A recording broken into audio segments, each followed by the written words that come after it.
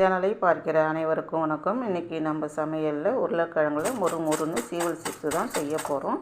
2 spoon bajji மாவு அல்லது கடலை மாவு இருந்தாலே போதும். குடும்பத்துக்கு இந்த சீவல் சிப்ஸை ரொம்பவும் ஈஸியாக 10 நிமிஷத்தில் ஈவினிங் ஸ்நாக்ஸாக செஞ்சு கொடுத்துடலாம். நல்லா மொறுன்னு எண்ணெய் குடிக்காமல் நல்லா சூப்பராக இருக்கும். வாங்க இது எப்படி செய்யலான்னு பார்க்கலாம். இது செய்யறதுக்கு 2 உருளைக்கிழங்கு நான் மேல் தோலையெல்லாம் எடுத்து வச்சுருக்கேன். இந்த மாதிரி காய் செய்வதில் அதை சீவி எடுத்துக்கலாம்.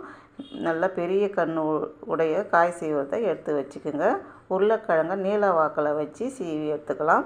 இந்த மாதிரி நீல வாக்கில் சீவும்போது சீவல் நல்லா நீண்டு இருக்கும். நம்ம குறுக்கு வாட்டத்தில் சீவுனாக்கா கொஞ்சம் சின்னதாக இருக்கும், அதாவது பொடியாக இருக்கும் சீவல். நீல வாக்கில் இந்த மாதிரி சீவல் நல்லா நீட்டாக இருக்கும்.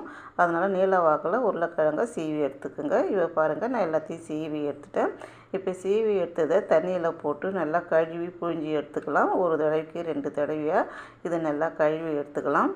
கழுவி நல்லா புழிஞ்சி எடுத்துக்கோங்க. கடைசியாக கழுவுற தண்ணியில் கொஞ்சம் உப்பு போட்டு நல்லா கலந்து விட்டுட்டு அதுக்கப்புறமா நம்ம உருளைக்கிழங்கை போட்டு ஊற வச்சுக்கலாம். ஒரு 10 நிமிஷம் ஊற வச்சு நம்ம அதுக்கப்புறம் உருளைக்கிழங்கை புழிஞ்சி எடுத்தால் உப்புலாம் உருளைக்கிழங்குல ஏறி நல்லா டேஸ்ட்டாக இருக்கும் உருளைக்கிழங்கு சீவல். அதனால் உப்பில் போட்டு ஊற வச்சு அதுக்கப்புறமா புழிஞ்சி எடுத்துங்க. ஆனால் நான் இன்றைக்கி அவசரமாக செய்கிறதால உடனேயே புழிஞ்சி எடுத்துட்டேன். கொஞ்சம் கூட தண்ணி இருக்கக்கூடாது, அப்படியே நம்ம புழிஞ்சி எடுத்துடணும். அப்படி இல்லைன்னா ஒரு காட்டன் துணியில் போட்டு நல்லா துடைச்சி எடுத்துக்கோங்க. துடைச்சி எடுத்துட்டு அதில் 2 ஸ்பூன் அளவுக்கு நான் பஜ்ஜி மாவு தான் போடுறேன். உங்கள்கிட்ட கடலை மாவு இருந்தால் கூட போட்டுக்கலாம். பஜ்ஜி மாவில் காரம் உப்பு எல்லாம் இருக்கும். அதனால் இதுக்கு காரம் உப்புலாம் நம்ம போட தேவையில்லை. 2 ஸ்பூன் பஜ்ஜி மாவும் 2 ஸ்பூன் அரிசி மாவு போட்டு இதை நல்லா கலந்து விட்டுக்குங்க. கலந்து விட்டால் பாருங்கள், அப்படியே நல்லா ஒன்றோட ஒன்று ஒட்டாமல் உதிரியாக இருக்குது. கடலை மாவு போட்டிங்கன்னா அதில் கொஞ்சம் தனி மிளகாய் தூளும் உப்பும் போட்டு கலந்து விட்டுக்குங்க. நான் பஜ்ஜி மாவு போட்டதால் எதுவுமே போடலை, வெறும் பஜ்ஜி மாவும் அரிசி மாவும் போட்டு இந்த மாதிரி நல்லா கலந்து விட்டுட்டேன். ஒரு 2 நிமிஷம் இருந்தாலே போதும். ரொம்ப நேரம் வச்சுட்டாக்கா நம்ம உருளைக்கிழங்குல இருக்கிற தண்ணி உடைஞ்சி கடலை மாவில் ஒன்றோட ஒன்று ஒட்டிக்கும். அது போடுறதுக்கு கஷ்டமாக இருக்கும். ஒரு 2 நிமிஷம் ஊறினாலே போதும். உடனே எடுத்து நம்ம எண்ணெயில் போட்டு பொரித்து எடுத்துடணும்.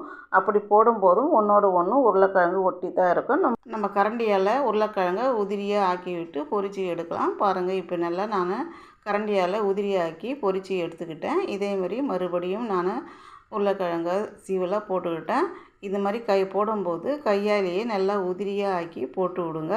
போட்டு விட்டுட்டு மறுபடியும் ஜல்லிக்கண்ணால் இந்த மாதிரி தனித்தனியாக பிரித்து விட்டு வேக விடுங்க. நல்லா நமக்கு உதிரியாக ஆகிடும். நான் சின்ன வானலில் செய்கிறதால கொஞ்சம் கஷ்டமாக இருக்குது. நீங்கள் பெரிய வானலில் கொஞ்சம் எண்ணெய் நிறையா ஊற்றி செய்யும்போது ரொம்பவுமே ஈஸியாக நமக்கு உருளைக்கிழங்கு பிரிஞ்சு வந்துடும். இப்போ பாருங்கள், இது நல்லா வெந்து வந்துடுச்சு. இது நான் இதை எடுத்து வச்சுக்கிறேன். எல்லாத்தையும் பொரித்து எடுத்துகிட்டு இதை டேஸ்ட்டு பண்ணி பார்த்துக்குங்க. உப்பு காரம் கம்மியாக இருந்ததுன்னா உப்பு காரம் மறுபடியும் போட்டு நாம் தூவி கலந்து விட்டுக்கலாம். இதில் வெறும் பஜ்ஜி மாவு மட்டும் தான் 2 ஸ்பூன் கொடுத்துருக்கோம். வெறும் கோட்டிங் தான் கொடுத்துருக்கோம்.